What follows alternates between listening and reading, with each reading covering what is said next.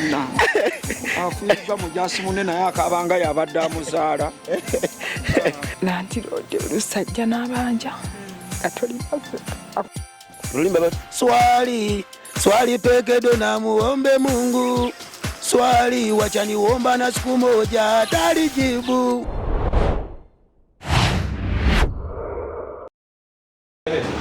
Okay, mulungi atulaba tukwaniriza nnyo yonna gyosinzidde okubeera nga otulaba wano ku Gracious Givers amanya n'eddoboozi ze Abiking Uganda muzukulu wamwe oyinza okulaba n'ogamba ate habiri era yabisa atya omanyi okukolaakolamuko physicals zino nazo zikuuma ng'oli mulamu zikuuma omubiri gwo nga mulamu so olwaleero tuzeeko wano ekyengera ku City Gym tugenda kunyumyamuko tulabe n'abantu exercise bakola buli exercise eyamba ki tulina omukulu bamuyita coach Gondokolo Kyengera agenda kuba atunyonyolamu obulamu bwa fitness buli butya era bwongera ki ku kubeerawo kw'omuntu okubeera nga talwala era atunyonyole n'ebyo twawulirako emabega kaawo waliwo omukulu omwe yagamba nti abalaba obunyama naye wakawambwa so agenda kwongera okutunyonyola ddala kituufu bakanyama babeera bakanyama naye nga wakawambwa nze Abiking Uganda ngenda kusaba onegatteko ate tunyumyemuko n'omukulu oyo.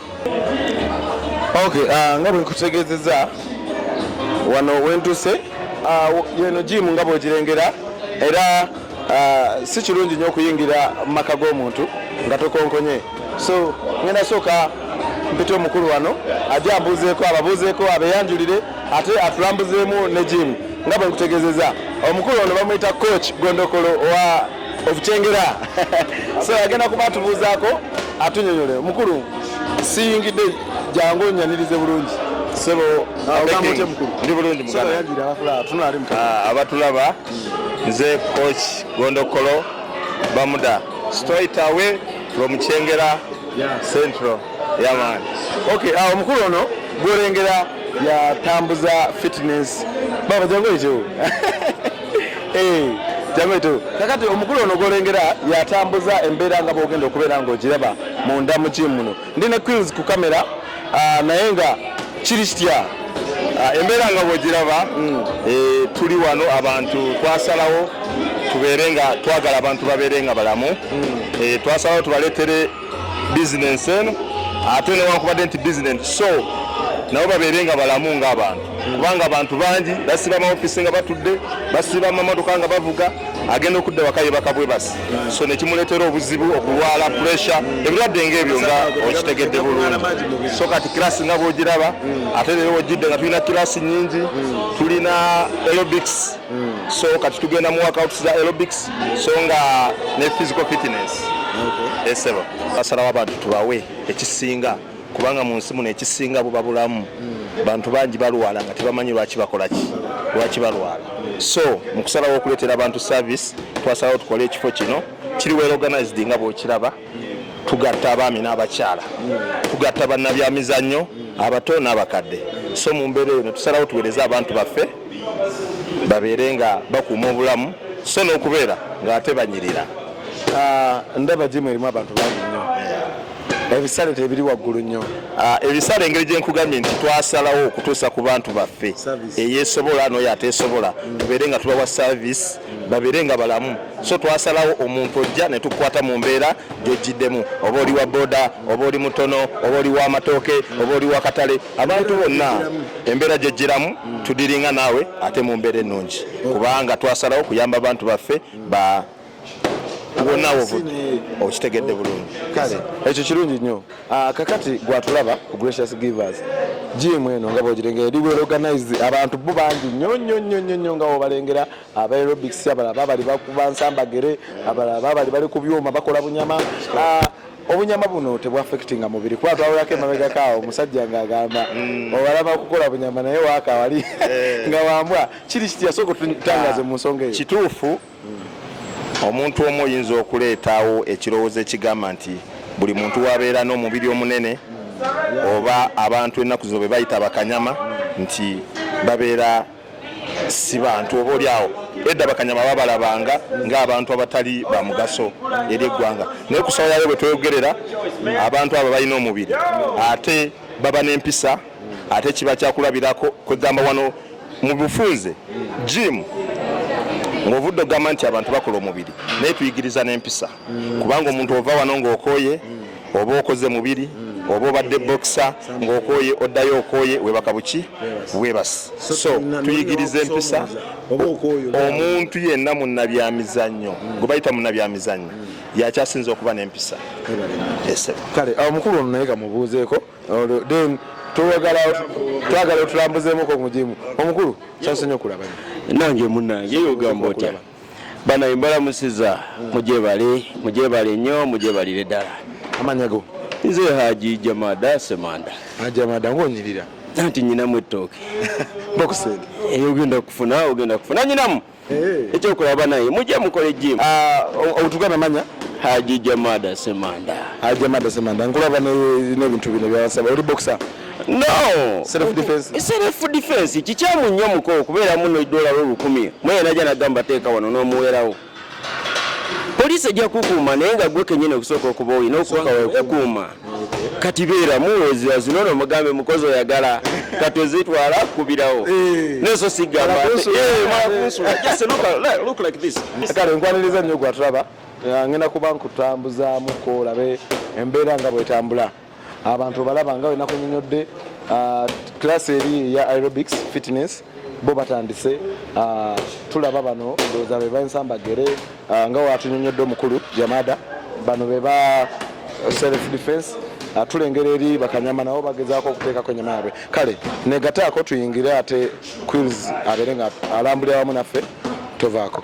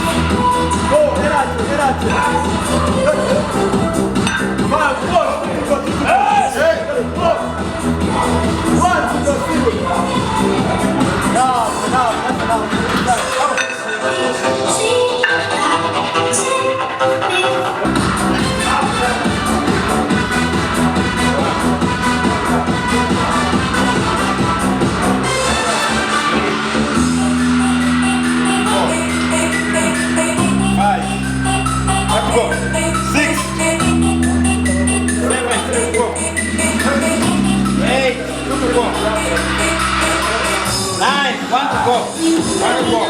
1 to go.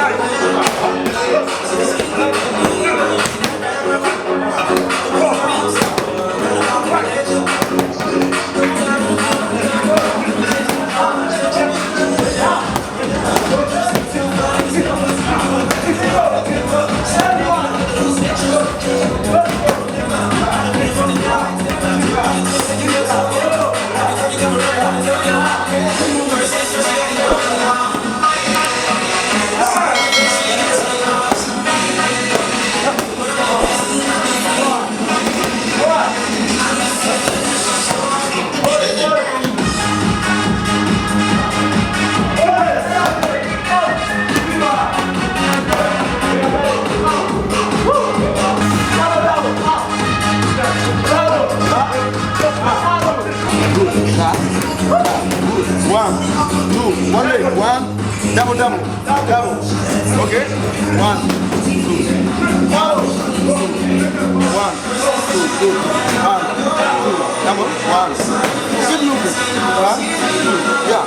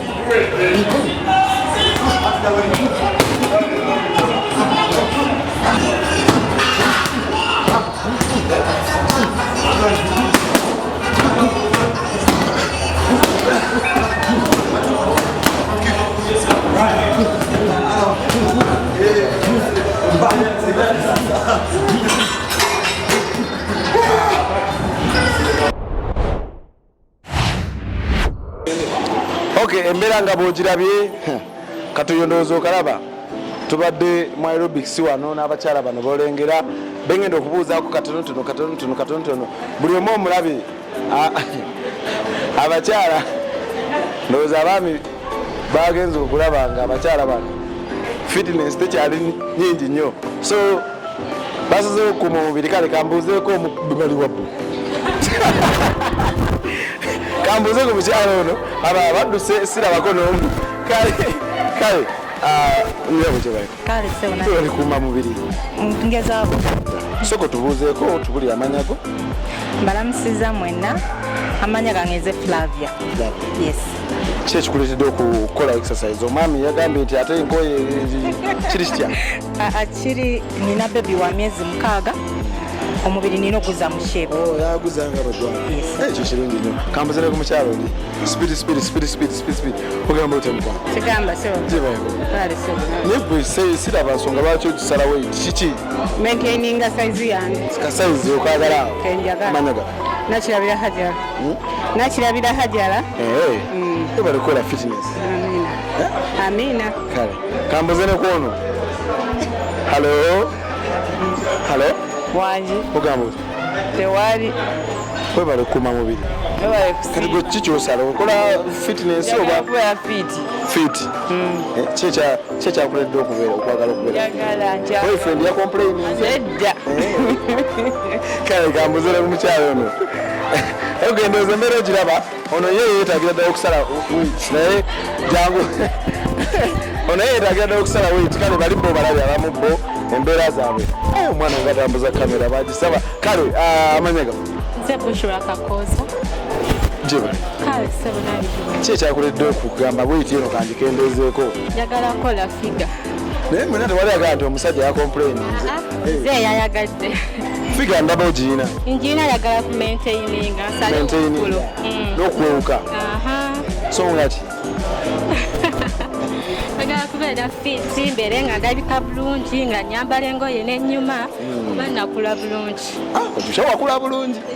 Oli single? Nedda. Kale, nono kamubuuzeeko mukyala how are you? I'm okay, how are you? Webale kukola fitness. Webale kusiima. Amanya gafa? Nze Monica. Monica.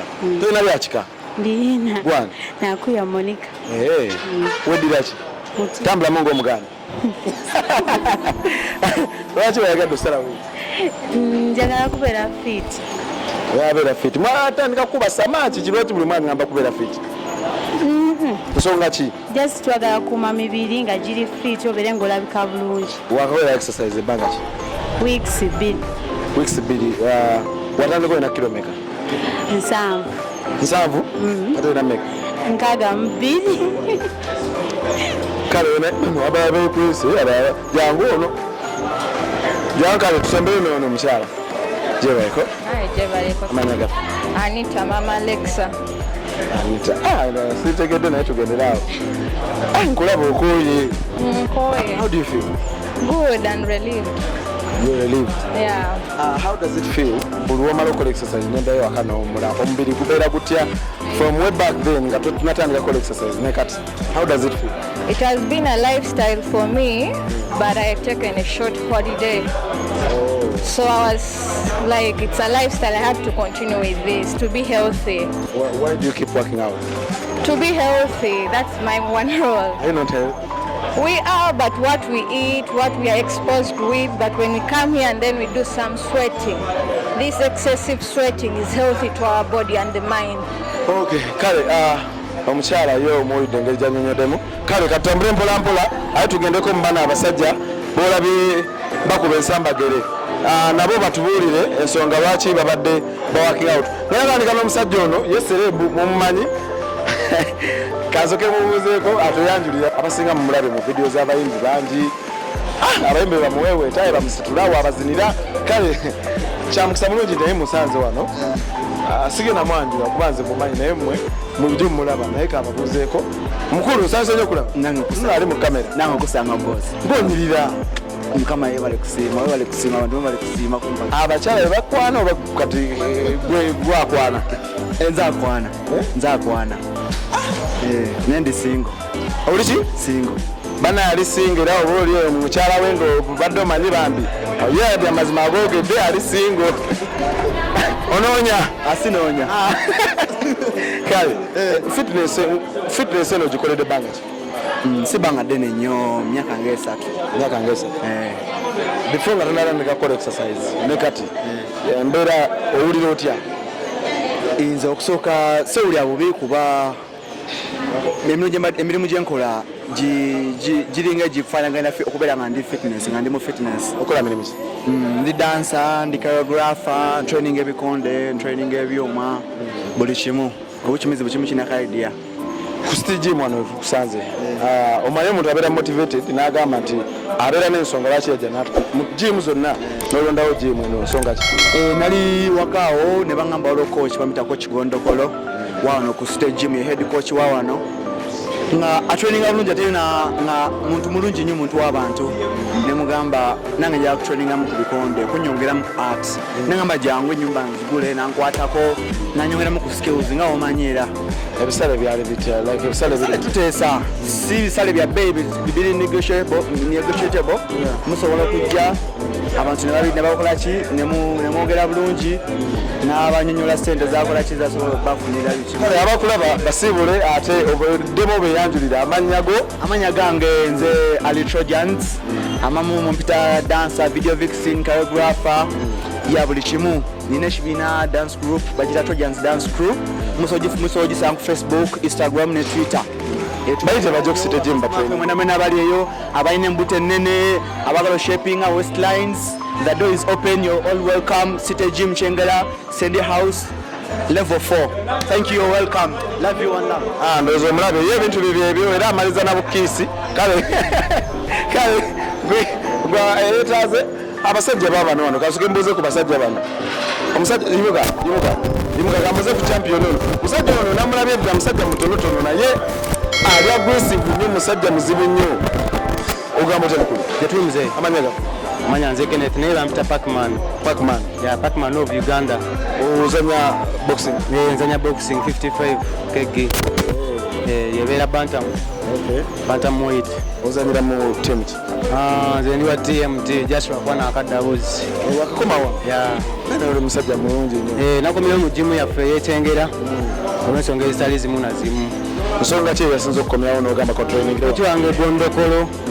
Kabaka wa buli kimu boxing ne kickboxing. Yasazeewo ampite. Ngenge gye twasaganyaamu emirimu wano e UK. Mbaku sente weeziri. Ejagenda okebe bali mu kibaago gyemu z'oyagala. Saagala ate ogambe mbu ate biki kale tuwange ono nyalasooka endwanga nage muno ono era asinga obutono mu gym naye ono gwe njagala okusookera omusajja oyo gwe bakutte gwe batadde ku kamera gwe njagala okusookerako oyo omwewulira era fayiti yaffe genda beera amasaka abagenda obeerayo wait yemu oba alina osala wait si yemu naye musobola busobozi nsonga ki lwaki omwewulira nnyo bwoti akitansobola nze kimmanyi sikyamanyi kati City Gym coach soko je jangu coach jangu kubanga ninga awulira enteekateeka za fight sawa yonna omusajja ono yali qualified oli alina kadi mukkiriza okulwana abasajja bonna balwanyi ekituufu ebintu byonna tubirabira mu ringi bwe kirina okuggula naye nga abasajja balungi training ennungi ate kasita owulira Gondokolo buli kimu kakati enteekateeka eno tunakomawo ne tugimanya olulala oba otuweeko brief information? Esawa yonna tuteekateeka after lockdown nga ebintu biguddwawo nga tewali kitusumbuwa, tusuubira okugulawo emizannyo gyonna era tugenda kukyalira kirabu ez'enjawulo naye nga ffe tusinziira Kyengera Esebo.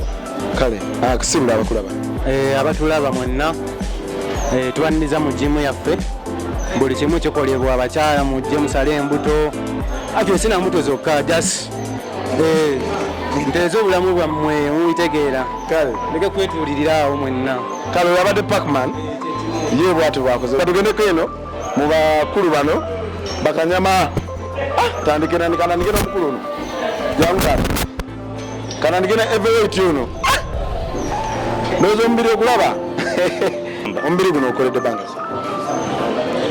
banga si ddene kuba kyasooka kunnyumira nti sooka enzije mu gyimu mbeere fiiti emyezi giringa 7 n'okola omubiri ogwo ndi munyiikivu olina okujja buli kanaku n'obanga kyokola okyagala abantu abalaba omubiri guno naddala eng'ombe lw'ennaku zino nti balaba bakola obunyama naye wakawambwa omubiri guno teguba affectinga like sexual organization bagamba tegukola okukolenga eri wakendeera kiri kitya tutangaze mukaaga kati agamba ekyo atusindikireyo ayinza omukakasa ajja abasajja nti wawuli abasajja emmekete naye wano kumugana deusadduseewa mbale gyamubuuzaako kale katutambulemu wano mpolampola tubuuze ku musajja ono akola sigala ngaokola naye tukubuuzaako ogamba otya gyebaleko gyebalekula mubiri ngezaako nsonga ki lwaki okola omubiri yakufuuka ki afuuka bawunsa akufuuka bodegaard no just nze nkola body fitness mubiri kulabika bulungi nga teguyiise ng'oli fit okay omusajja w'amaanyi okola mu bakati nkola mu Skymark Finance bweyanjire kubakulabaawo wabuuzeeko ayite bajje ne mutimu bakola amanya nze Baraka Jesse amabanka by profession nkubiriza abantu bonna bajumbire okukwatakwata mu kubanga bwe tutuuse nawe mukimanyi tulina okwebeereramu olina okubaamu neka basic skill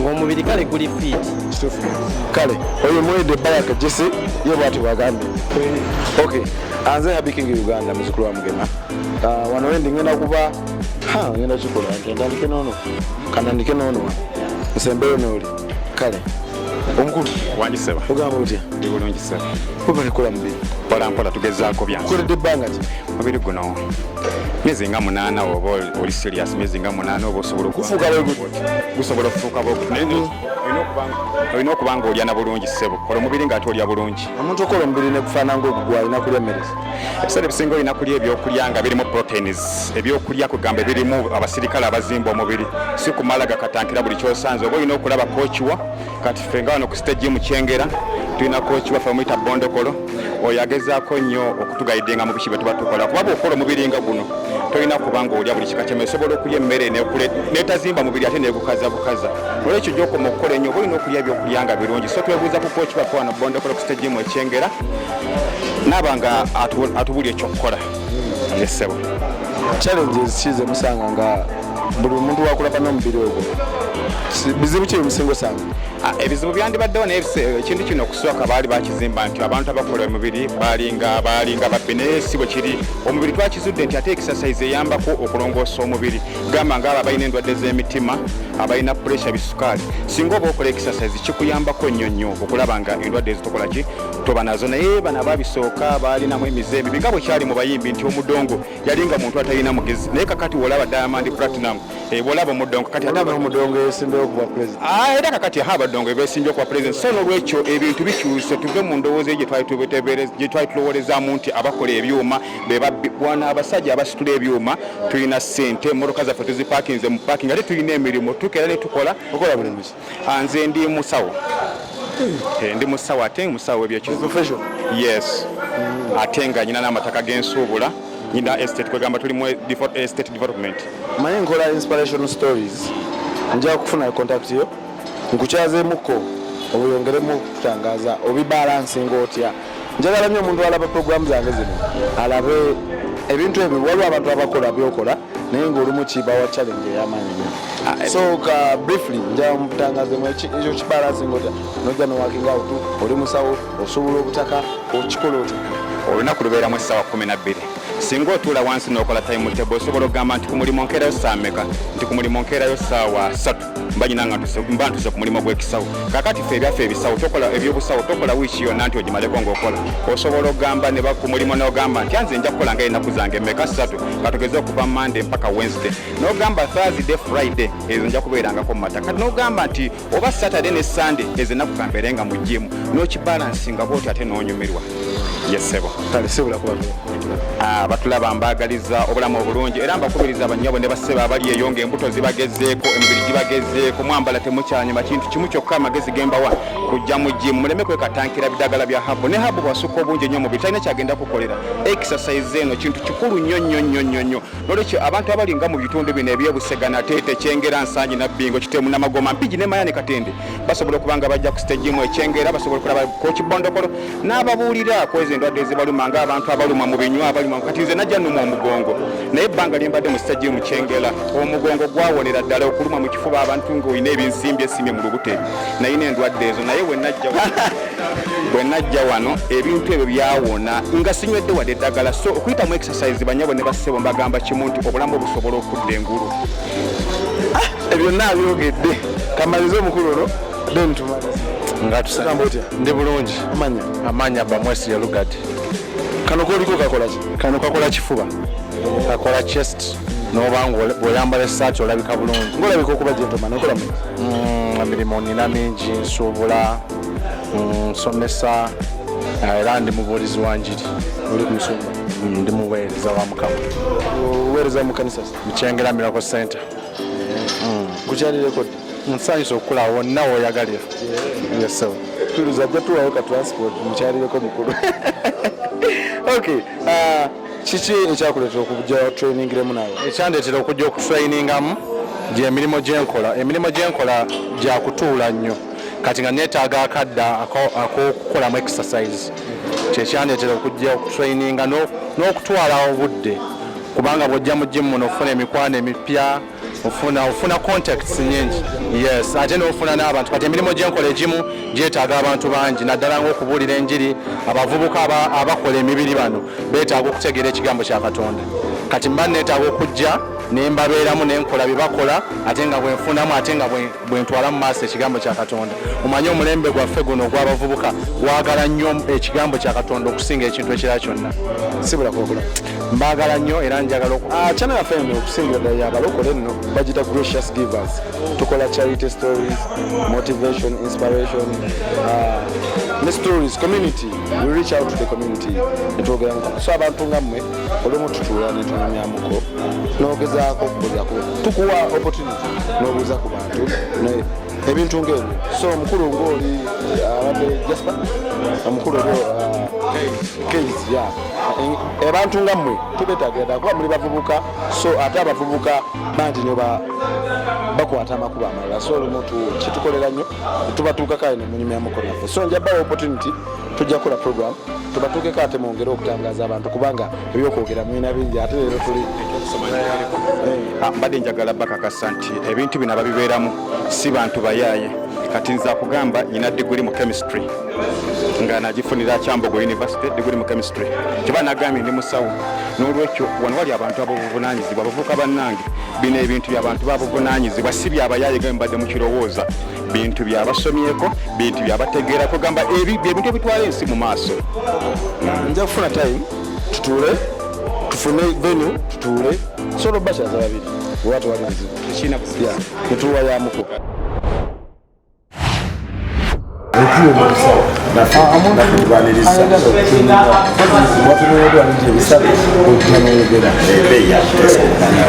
so kubanga ffe mukujja kutandika ekintu kino tetwajja kutungonya ssente twajja kutuusa saavisi abantu balwala bantu banywa sukaali bantu balya bubi bamanyi balya bulungi naye balya buli ebintu byebalya bifuuka so bwojja tukutereeza obeere mugagga obeere mwaku obeere ki tukutereeza netukuteeka mudayate gyolina okulya so netukulaga n'embeera gyolina otambuliramu okuma omubiri kubatulaba bawene namba yesimu oyo ino olisomera ababe nakwetaaga ayinza okuyita ku namba eyo batulaba mwenna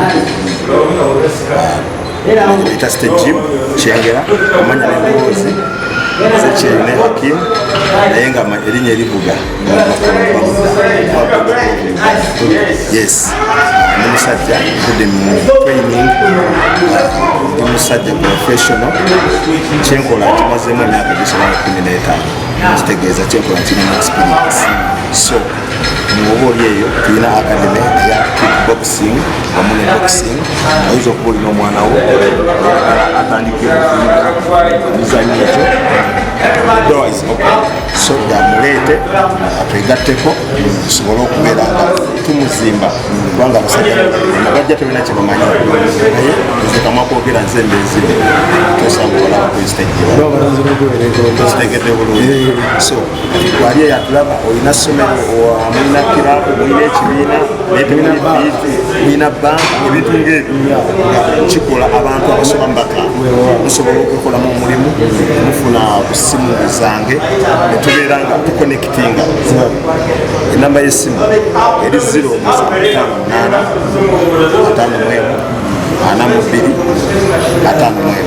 essimu eyo erina ku WhatsApp oba osobola okuba ku ssimu endala essimu ya bulo wange oba otukwasaganya ensonga eno amuyita Ayemba David eri 075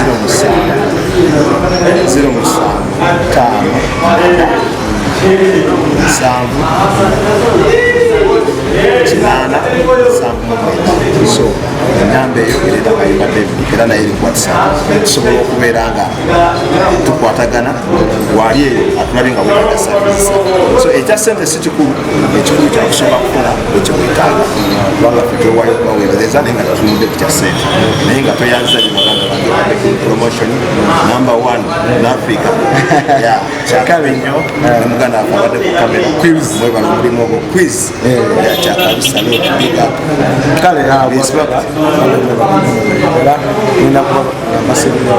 buli kimu kirabe ate buli kimu bakikulu so gwabetaaze abasajja si kyalina kirala kyakunyonyola okujjako okubasiibulira wano nina kusaba atakomera mpeera abakomere subscribinga sharinga ate twongere okuleetera story ez'enjawulo nsigaddala Bikindi Uganda nga nkoze ne quiz ku kamera bulungi